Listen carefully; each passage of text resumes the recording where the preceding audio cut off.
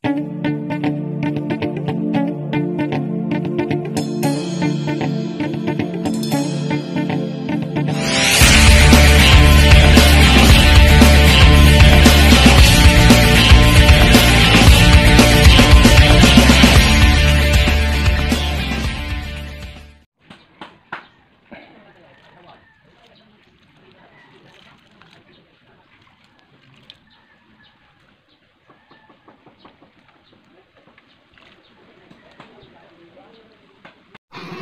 na mga katropa, kompleto na yung 5 mula sa pataas pababa.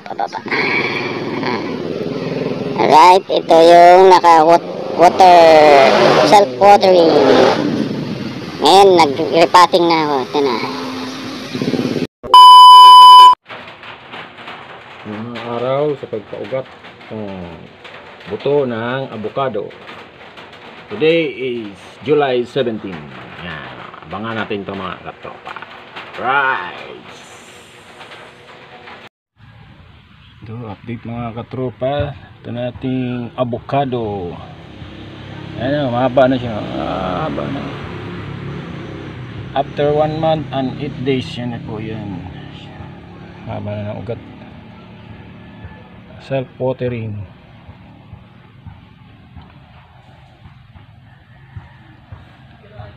Bilis nitong isa, oh. Hindi pare-parehas. Sabay-sabay ito mga katropa tinanim, pero yan, oh. Hindi talaga parehas ang tubo. Ito naman, ito dami ito mga katropa, puno to. Pinagsama-sama ko na, wala na ibang pagtaniman. Ito naman binukod ko kay sobrang laki yung buto niya. Yan ako sa baso, may tubig yan. Ito sa bote ng soap, Coke, sa may bandang dulo. Yan. Ngayon ko lang siya tinanim. Ayan o, isa o. Kita, puno yan, puno. Update tayo next video mga katropa. A few moments later.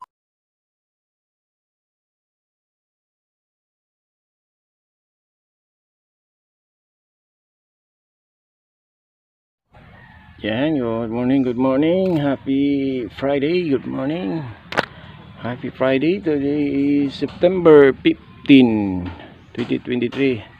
So in this video mga katropa, may tinanim ako noong July 17, ngayon ay September 15. So 2 days, magto 2 months na lang, 2 months na siya.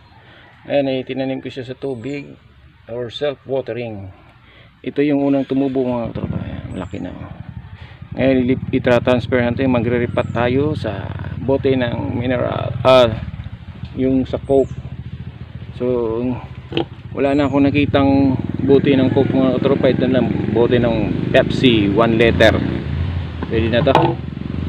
So itra-transfer natin sa lupa. Yan mga katropa. Abang-abang. Alright.